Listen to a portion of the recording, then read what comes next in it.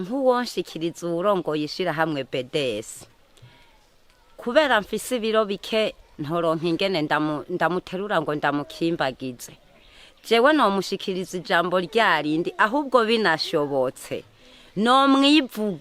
nomwivuga nkamutazira ndetse n'abanyagihugu banje uko naho turi bake ngaha tukamuha amashi kuko nta jambo twobura twoha uwo mugira neza. Umuyobozi w'iri shure ya Nyamurenge, shure shingiro rya Nyamurenge, ndashimiye cyane ishirahamwe BDS ko ryatwiyumviriyeko mbere ntitwogarukira ngaha dusabe n'ahandi baze bashikeyo babatera iteka nk'iryo bateye twebwe abanyamurenge. Imana ibane nabo, murakoze. Mu by'ukuri ahubwo tubanza gusaba Imana tuti Imana yonyine amahoro iba ihezagire by'ukuri ishirahamwe n'abarongozi baryo ibahezagire ihezagire naho bakuye uburyo kandi ishishikare kubaronsa uburyo nashaka kugira ngo habe kugarukira no ku bandi bafise ibibazo nk'ibyo twari dufise na twebwe. By'ukuri turarishimira gose twarikengurukiye cyane ukigoro ndetse n'impuhwe batwumviye maze bakaturonsa amazi.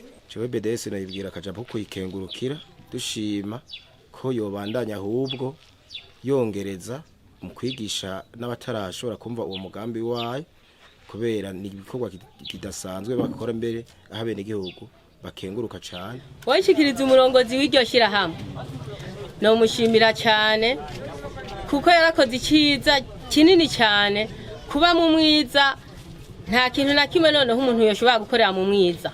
Yarakoze cyane kutuzanira umuco kuko haciye haterana imbere kuko ahantu hatabona nta n'ubumenya yuko hari n'ikintu nta n'ubumenya ko hari ibintu ahubwo yarakoze cyane arakuye n'amashi. N'ibishinga ntahe vy'abenegihugu bo mu ntara za Gitega na Mwaro aho bakengurukira ishirahamwe BDS Burundi Development Solutions kwiterambere ridasanzwe ririko ribashitsako. None BDS yaje gute? Ifise hangiririye? Libert Dusabe yatanguje iryo shirahamwe mu gihugu cy'u Burundi aratanga umuco. Jewe nitwa Libert Dusabe nkaba ndi umuyobozi w'ishirahamwe BDS hama nkaba ndi n'umuyobozi w'ishirahamwe Impact Burundi rikorana na BDS hano mu Burundi. BDS ni Burundi Development Solutions.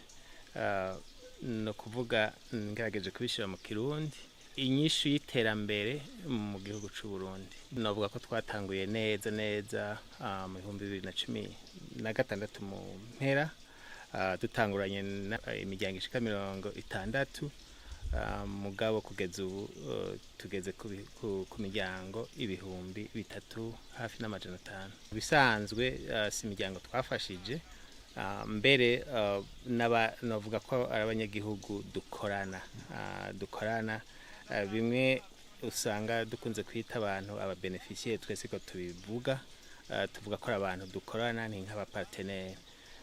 Ubwo n'abantu twasanze bafise ishaka ryo kwiteza imbere bonyene hama tukaja tubashigikira mu migambi bonyene ahanini bitoreye. Muri programme y'uburimyi abantu kuko dufise imigwi y'abantu nk'ubunye umugwi urimo abantu 25 hama rero tukaba dufise hafi imigwi 132 hano muri commune Giheta hakaba n'abandi dukorana nyine nk'uko bari muri commune Ndava muri mwa n'abandi bari Isonga Ibururi. Kuri ico c'uburimyi mu bisanzwe umugwi canke imigwi ikoranye hamwe yarirondera ahantu limira hanini hama rero mugabo kubera imigambi myinshi dukora yo kwiteza imbere isanzwe ikorana ni programa yo kuzigana no kugurana abanyagihugu bakaja hamwe bagiye hamwe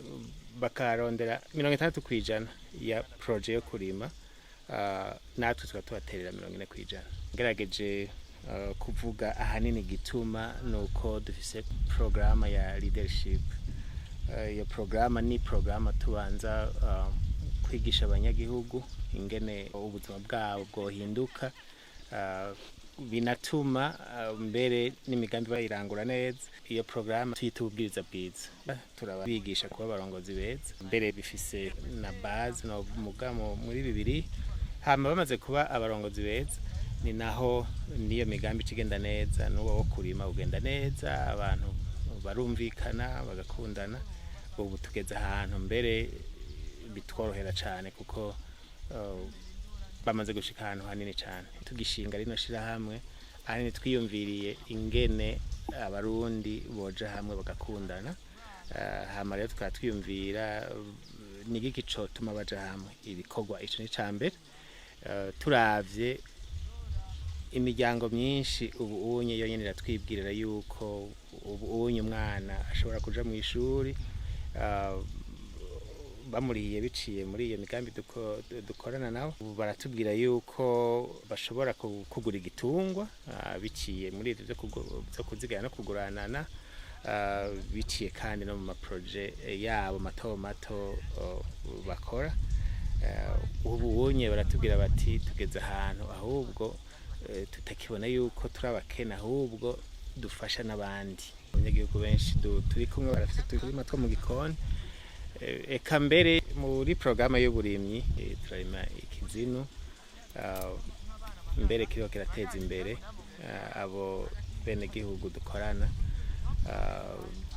Turabahimiriza ntibagishore gusa, ariko bakagifungura kubwera kirafise akamaro cyane ego mu mubiri. Nta terambere rishoboka abantu badafise amazi meza, kuko washaka turetse no kuyanywa kuyoga kuyakoresha n'ibindi byo mu nzu. Murazi neza yuko n'aya maproje yose dukora y'uburimyi akeneye amazi, kandi mu bisanzwe amazi n'ubuzima murabizi.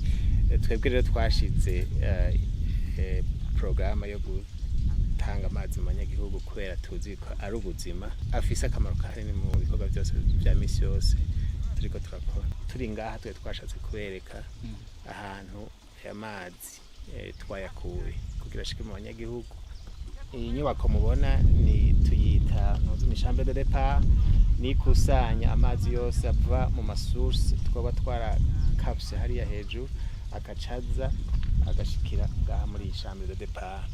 Ashikiye ngaha rero niyo acava imiringoti hariya ikaciye adugana mu banyagihugu. Mu banyagihugu naho twubatse amatangi aca yakira no mazi hama akaca yatanga mu banyagihugu. No kuvuga kuva ngaha gushika mu banyagihugu ni ibirometero 6. Uvuye ngaho rero tuje duha imitumba 2, no kuvuga ashobora kuba ari abanyagihugu bashika 4,600 bariko bararonswa n'amazi. Muri iyo mitumba rero hari amarobine 11 agaburira abanyagihugu amazi meza. Irya source mwabonye niyo izana amazi muri iyi tangi mubona iri nyuma yanje. Iyi niyo tangi nkuru ipima 30 m3, igaburira izindi tangi zitatu. Nazizo zitangi zikaja zigaburira amarobine amabombo 11 ari muri kuri umutumba wa Musama na Kaguhu. Nari nababwiye yuko twagize projet zibiri z'amazi, hajya twamyejo ni ku Muzenda, aha naho ni Nyamurenge. Arico gituma navuze yuko byatwaye buryo navuze miliyoni 300 zirenga gatoya. No kuvuga yuko twakoze ayo mahera yakoze projet zibiri. Iyi tangi rero mubona ni tangi amazi ava ngaho Nyamurenge azashikiramo, ashitse ngaha akaca hereza iri shuri mubona. Rino shuri ririko abanyeshuri 515.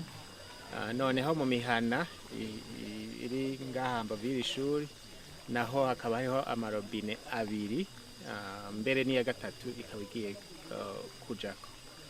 Aha ariko atera ubwatsi buriko buramera niho twarahuye aya mazi ya projet igira 2. Y'amazi agenda kwitangiri hajya anyi kwishuri, hama agahereza ishuri, hama kongera agahereza n'abanyagihugu bari hafi y'irya shuri. Amazi rero twakabusashikira muri no chambre de départ, akabona kugenda rero muri ya tangi naho hajya kwishuri. Imbere yuko BDS ironsa Abenegihugu inyigisho zijanye no kwiteza imbere, yabanje kubanywanisha biciye mu nyigisho zijanye n'uburongozi bwiza arivyo bita leadership. Iyo ikaba yabaye intango nziza. None niye migambi iryo shirahamwe rimaze kurangurira abenegihugu? Gutanga amazi meza ku benegihugu no ku mashure, kwigisha abenegihugu kwiyungunganya mu gushinga udushirahamwe two kuziganya no kuguranana, kubigisha kurima no korora kijambere, gutanga amatara, ni bimwe mu vy'iryo shirahamwe rimaze kurangura. Ku kijanye no kuronsa amazi meza abenegihugu, BDS yaratanze amazi ku mitumba 3, umutumba wa Kaguhu, umutumba wa Musama aho ni muri komine Giheta, hamwe n'umutumba wa Nyamurenge muri komine Ndava, hatibagiwe n'amashure. Abaronkeje ayo mazi bavuga ko batoronka uko bashimira iryo shirahamwe BDS kukuba ryarabaronkeje amazi meza kandi rigatuma bakira indwara ziva ku isuku rike, mbere ivyo bikaba vyabapfunyirije n'urugendo. Jeni twanahishakiye Pasikaziya nkabandi mukuru w'umutumba wa Kaguhu. Aya mazi twayarose ku buntu novuga Imana yakoreye mu bagira neza barongoye ishirahamwe BDS. Abo bantu mu kuyaturonsa ntibashotse bavuga ngo reka baduterurira ayo mazi. Twarakengurutse kuba babanje kuduha inyigisho z'ububwiriza bwiza, aho abenegihugu batahora bahuza n'abandi, bamaze kudushira hamwe bakatwigisha ububwiriza bwiza, kubabarana, gukundana.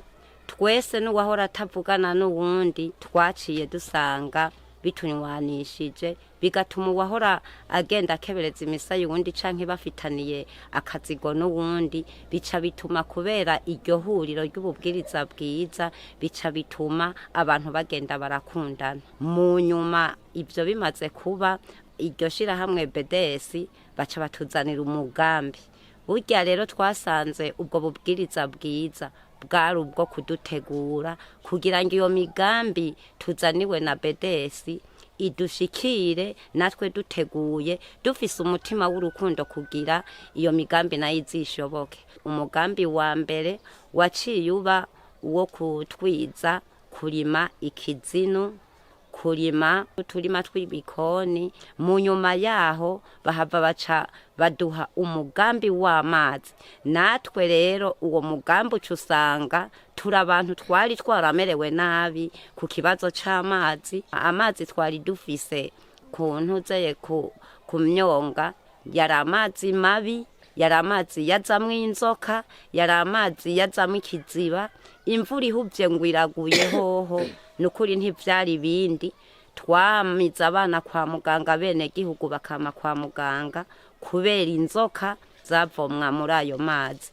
Imisenyi, imishishito, bamwe bamwe n'amaestoma arabafata kubera twasanga twanyoye amazi yaritsemwo imisenyi bifadikanije n'inzoka. Hanyuma abo bagira neza BDS bahava rero batuzanira uwo mugambi w'amazi, baratubaza yuko tubona ko vyoba vyiza canke ko tuzogira inguvu mu bikorwa bazodusaba guterereza vy'amaboko.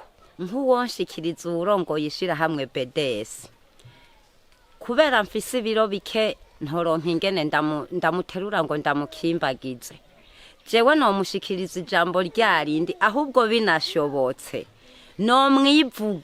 nomwivuga nkamutazira, ndetse n'abanyagihugu banje uko naho turi bake ngaha tukamuha amashi, kuko nta jambo twobura twoha uwo mugira neza. Nitwa Shimirimana Gorete, tubabanje ku mutumba wa Kaguhu. Ibombo twagiye bakuye n'ishirahamwe ryitwa BDS. Mbega igihe baza kububakirira ibombo, amazi mwari musanzwe muyaronka gute? Vyari vyoroshe? Vyo ntivyatworohera na gatoyi mu kuyaronka, kuko ingene cyatworohera na gatoyi twari tuvoma ku muduga muremure cane gose. Hama no kuri babikora Imana yabiteye iteka badufashisha aya mazi baraduha gose. Mugerageje kuraba iyo bari nk'imiryango ingahe iza kuvoma ngaha kuri iri bombo mwubakiwe n'iryo shirahamwe? Ni benshi kuko ngaho babona ko abo mwako gace bose duhurira kuri aya, abo mwiyeruguru mwese bahurira kuri aya, kuko twe twapoma hano hanije ko twaduga umuduga uriye pfo gose. Akajambo no kirishira mu ryatwakiye amazi, mbera ahubwo no banza gukoma amashi nkarishimira gose kuko ryadukurije umudugo wa kure cyane. no kavuga ati no kuri ibyiza rutaziye n'abatari tweguze gumwe batazira kandi nkasaba ngene yuko yoca mbere kongereza n'ibindi byinshi kuko ibyiza yaduhiye ni byinshi n'ibindi biri mu nyuma. Jewe ngiye kuvoma mu mwonga nararuha nkumva ikibazo mugahamaziye kuza ngaha yemwe ngira ngo ubunye n'umwana twara tuvuganye induru ngo genda kunzanira amazi ubu nta nduru tuvuganye ndasimba nkayizanira jewe nyine ntarinze kugora umwana muko umwana umutumye mu mwonga yagenda ararira canka akaca yigira mu mwonga akapfa ibyo avomye ukasanga unyoye amazi mabi nayo ngaha nukuri jewe basha ngira ngo ntako ntoshima dedesa ahubwo nihora imbere basha yarakoze igikorwa gikora inka Imana ihugu yibandanye umuhirira ibedesa. Natwanisha ntije Fidel iryo shirahamwe turarishimira cyane gose kubera ryaduhaye amazi meza cyane tukiyoga tukamesura tukavomera n'utuboga.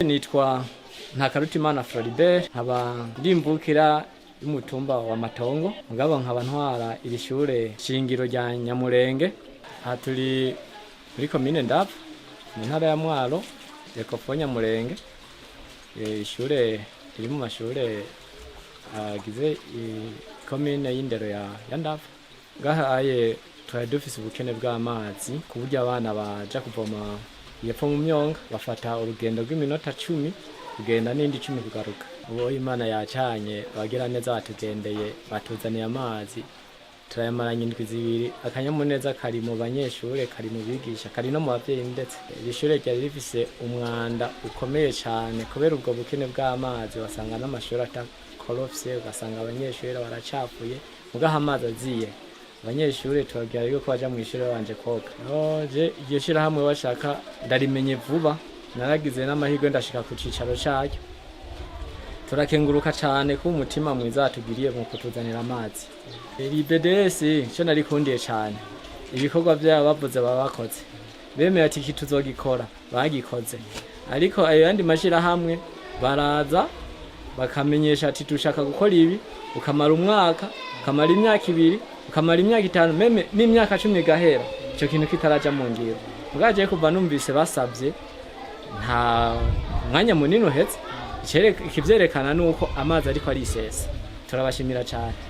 Umuyobozi w'iri shure ya Nyamurenge shure shingiro rya Nyamurenge ndashimiye cyane ishirahamwe BDS ko ryatwiyumviriyeko mbere ntitwogarukira ngaha dusabe n'ahandi baze bashikeyo babatera iteka nk'iryo bateye twebwe abanyamurenge Imana ibane nabo.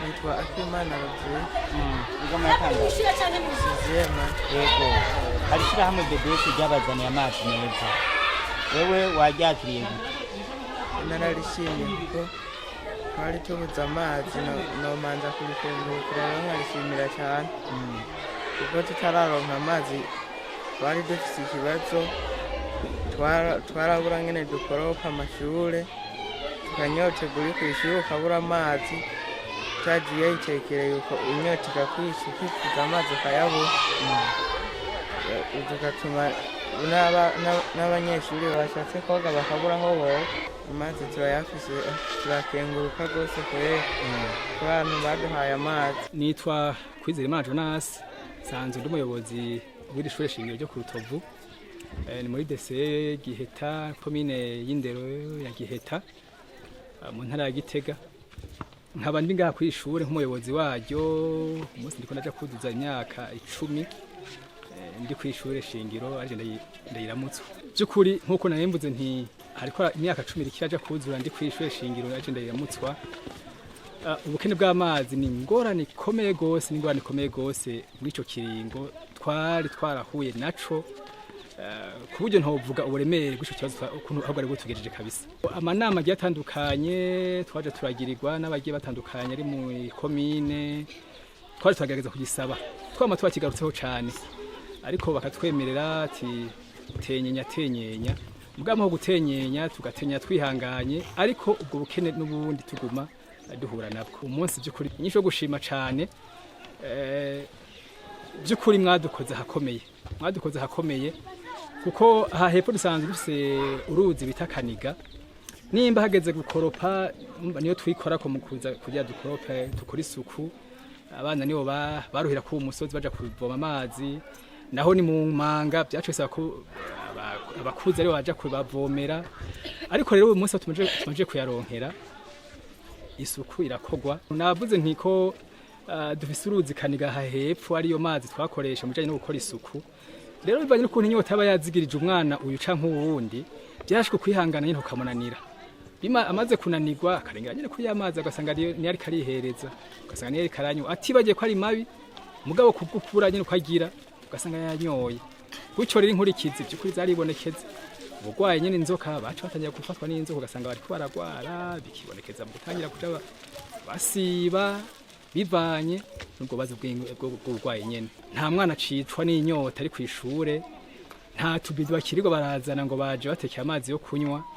No kuvuga ubu by'ukuri n'agahore. By'ukuri ahubwo tubanza gusaba Imana tuti Imana yonyine n'amahoro iba ihezagire by'ukuri ishira hamwe n'abarongozi baryo ibahezagire, ihezagire naho bakuye uburyo kandi ishikare kubaronsa uburyo nashanje kugira ngo habe kugarukira no kubandi bafise ibibazo nk'ibyo twari dufise na twebwe. By'ukuri turarishimira gose, twarikengurukiye cyane ukigoro ndetse n'impuhwe batwumviye maze bakaturonsa amazi. Ntitworonka ndetse urugero bwo gushima tugera ko cyane twivugamo kiretse kuvuga tuti Imana ibahezagire gusa. Ryaratanze amatara ku mutumba wa Gisuru wo muri komine Giheta aho ni mu ntara Gitega, abayaronse bagashima cyane kuko ari iterambere ridasanzwe, ariko kandi bikaba byagabanije ubusuma n'ifatwa ku nguvu ry'abigeme n'abakenyezi. Jeni Twakezimana Felix abandi umukuru w'umutumba wa Gisuru hanye muri komine Giheta mu ntara nziza cyane ya Gitega. Jewe nk'umukuru w'umutumba kuri iki kijanye no kuronswa amatara na cyane ngaha kuri umutumba sanzwe ndongoye, ni ikintu novuga nti kuva ntanguye kurongora umutumba nta matara yahari, ariko kuva amatara ho hariho uyu mugambi uturonsa amatara yaturonkereje, novuga yuko hariho akarusho ndetse kadasanzwe, kubera ubwa mbere kazo c'umutekano ntivyatworohereza. Hariho kuri ico c'umutekano nyene ubusuma budasanzwe bukabije, aho nk'abavuye ibujumbura kubera hatabona burutse amasaha yitereye twaragira ikibazo cyane ku mutekano wabo kubera baramburwa cyane. Ikindi nyene ku mutekano twarakunda kugira ikibazo novuga cyo gufata ku nguvu abakobwa n'abakenyezi kubijanye n'umutekano kubera hari umwijima cyane. Urabona ko hamitse nk'ahantu haragasagara, harakantu novuga kagasantre gahurira ko abantu benshi, bigatuma rero bagira ivyo bibazo kubera wa mwijima. Tutarinjira muri no leta nshasha yanye n'icubahiro uyu mushasha hariho ikibazo twagomba tutura abaturongora dusaba vyanka n'imanda zahera twari twarasabye biranga, ariko dushiye mu mugambi wa BDS baradufashije cyane. Uyu mugambi biciye muri komine tuza tubona bikunze mustanteri aciye muri BDS by'ukuri byaranyarutse, tuza tubona batugiza abambere mu kuronswa umuyaga nkuba ngaha kuva hajya kwivuriro gushika ahamaze gushika ngaha nyine ku mutumba wa Gisuru. Iyo shira hamwe nyene BDS uri kuravuga wewe urizi gute nk'umuyobozi w'abandi ku mutumba? Jewe ubwa mbere BDS navuga tubona narinzi, mugabo yaragerageje kuturonsa inyigisho abarongo imitumba bose, bituma iyi BDS tuyimenya. Duciye muri ayo makoperative bamaze kuronswa inyigisho baratwigishije umugambi twoshira imbere ukurima ikizinu, bituma rero umugambi w'ikizinu tuwushira imbere, aho kuvyukuru bunovuga nitugeze ku rugero aho atagacimbiri na kamwe katarimwo umugwi ndetse katafise ahantu biyubakiye bonyene, bituma bahashira nk'umurima udasanzwe ukurima ikizinu. Baciye dushorera hariya mu kibimba ahantu hari ihinguriro dushorera by'ukuri uruhembo rwa mbere twararose, aho turindiriye mbere n'urundi ruhembo rugira kabiri. Jewe BDS nayibwira akajambo ko kuyikengurukira, dushima ko yobandanya ahubwo yongereza mu kwigisha n'abatarashobora kumva uwo mugambi wayo, kubera ni ibikorwa kidasanzwe bakora mbere aho Abenegihugu bakenguruka cyane.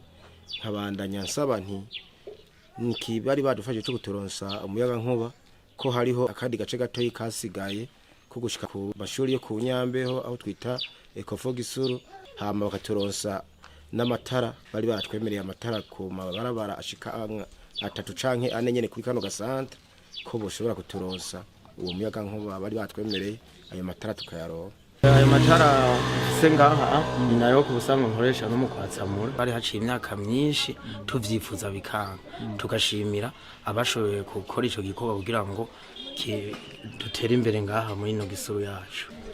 Jewe nitwa Munezero Aline. Mbere y'ayo matara hari umwijima, twakoresha utubuji, tugakoresha udutoroshi, hanyuma turaduga buke buke, turagura agaplake muga ntikari gakwije. Hari abantu bikikamukiza, hari abasuma kubera hatabona, hari n'abandi benshi bagizi ba nabi bahaca kubera umwijima. Hamaze kuza ayo matara twaciye tubona yuko mengo hari ikiyongereye ciza.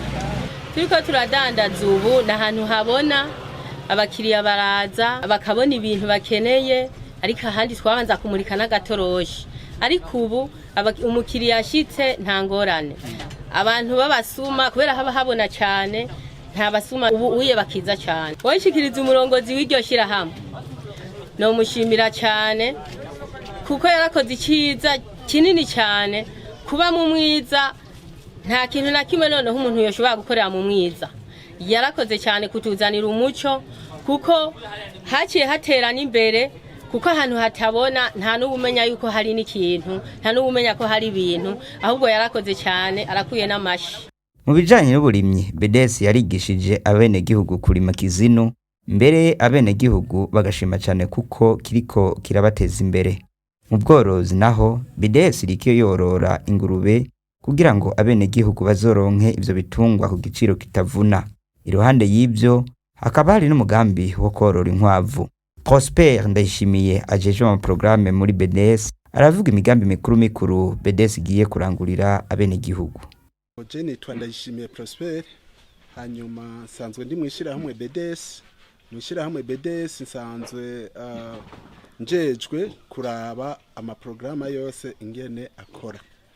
No kuvuga rero muri BDS dufise amaprograma. Programa ya mbere dufise ni programa y'ububwiriza bwiza. Ububwiriza bwiza ni inyigisho dutanga kugira ngo tubanze dutegura abantu bitegurire kwiteza imbere mugabo babanje kwitegura mu mutwe. Kuko kenshi urasanga abantu uri kubabwira ngo iterambere kuko ari ibintu shika ubaha, bo bakabona ko ari ryo terambere. Mugabo iterambere risaba ko umuntu aba yiteguye kugira ngo ashobore gutegura ibimukikije nawe yiteguye. Ariho tuza kwigisha urukundo, tukigisha abantu ingene bategereza kubabarana, abantu ingene bategereza kubana mu kibano, kandi n'ingene iterambere bashobora kurishikako mugabo byaciye muri izo nyigisho. Iyo programme iheze abantu duca dutangura kubigisha ingene bashira ivyabo hamwe. Ni hamwe rero duca dutangura kubigisha ingene bagira ivyo kuziganya no kuguranana. Ico gihe rero ivyo kuziganya no kuguranana birabafasha cyane kuko iyo afise akagambi gatoyi arashobora kugakora kubera ko yaronsa hakura amafaranga, canke yagize ikibazo akaronka aho yikora kugira ngo ashobore kugenda guteza imbere umuryango wiwe kandi biciye mu mugwi yagiyemo. Hanyuma ivyo kuziganya no kugurana niyo biheze, turabigisha cyane ni nk'ibi muri ko murabona hano muri ibintu bijanye n'imigambi mito mito yo kwibeshaho. No kuvuga biciye mu burimye n'ubworozi, narijya abarundi benshi babeshejweho n'ivyo bintu bibiri. Rero nagomba mbanze mvuga haturi. Murabona ko hariho ibintu vy'uburimye nuko muje mu gihe irima rigitanguye turiko turimbura, hariho n'ubworozi. Ivyo oye twabigize kugira ngo iyo migwi yacu biyorohere ingene baronka ubumenyi bw'ingene bashobora kubikora neza. Bisigura rero ko iyo migwi twashize hamwe iraziraza kutugendera kugira ngo bagire iki, barabe ingene tworora, barabe ingene kiniki, ingene tugaburira ibitungwa, barabe n'ingene uburimyi bugenda kugira ngo bagende kubikora mu miryango iwabo no mu kibano iwabo. Inyuma yaho turafise program y'abasanzwe bagendana ubumuga. Abasanzwe bagendana ubumuga nabo twabonye ko nabantu kenshi mu kibano baba basuzuguritse. Nabantu mu kibano baba ari nk'intabwa. Mugabo twagombye ko basubirana gateka mu kibano bagasubira bakagira ijambo kandi no kuba bemerwa n'ikibano. Abo rero nabo turabafise iyo programa turayikoreramwe cyane kugeza ubu uye turafise abagendana ubumuga bashika 43 abo nabo dufise mu migwi yacu twegeranije. Mugabo hariho nabo dukurikirana mu mihana ntituratora igitigira inyezi na cabo ubu uye dufise. Mugabo turafise abahimiriza bacu basanzwe bakora ico gikorwa cyo kubasanga mu mihana kugira ngo babakurikirane. Rero mu majambo makeyi nivyo dukora mu maprograma yacu ahanini yugariye muri ivyo bintu mejeje kuvuga. Mugabo iyindi programa ikomeye dukora kubera itwara uburyo bwinshi. Dukora iyo uburyo tubona ko tubushoboye kandi ko tuzi ko ifise akamaro kanini ku benegihugu ni programa y'amazi. No kuvuga ko turaha amazi abenegihugu. Ayo mazi duha abenegihugu tuyagenda tukayakura mu masoko iyabari, hama tukagerageza kubikora ku buryo tuyazana tukayashikana mu matangi rusange canke mu matangi kugira dushobore kuyabaha mu mitumba baba basanzwe babayemo.